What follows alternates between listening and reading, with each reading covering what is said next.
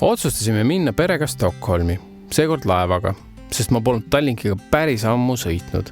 Võtsime endale perekajuti, käisime läbi kõik laste mängutoad ja loomulikult bufee oma kõige magusaga, mida sa üldse alles näinud oled. See oli mega. Õhtu veetsime Starlight Cabarees, kus saime nahad higiseks kaasa lauldes ja tantsides. Hommikuks jõudsime Stockholmi. Tegime ühe Starbucksi kiirelt laeva peal ja mina suundasin kohe stuudiosse tööd tegema, sest Viktor juba ootas ja laulud tahtsid kirjutamist. Karina läks lastega muuseumi rallile. Moderna museet, mis oli väga äge, kogemus omaette. Kindlasti käige ära ka kunstimuuseumi Stockholmis, sest see on minu arvates üks Euroopa parimaid ja ilusamaid muuseumid üldse.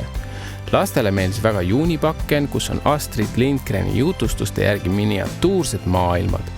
APA muuseum kõikide oma kitarride, kostüümide ja meikidega, millega nad iga päev kokku puutusid, oli väga lahe. Kohustuslik Vaasa muuseum, kus oli laev põhimõtteliselt. Avicii Experience oli üks interaktiivsemaid asju üldse, mida ma kogenud olen. Me saime seal kõvasti teha muusikat, miksida, tunda ennast DJ-na ja näha kõike, millega Avicii kokku puutus. See oli lihtsalt mega. Siis tegime väikse minigolfi sõpradega, arutasime asju, rääkisime juttu ja õhtuks panime laeva peale tagasi, et osta koju kaasa šampust ja palju kommi.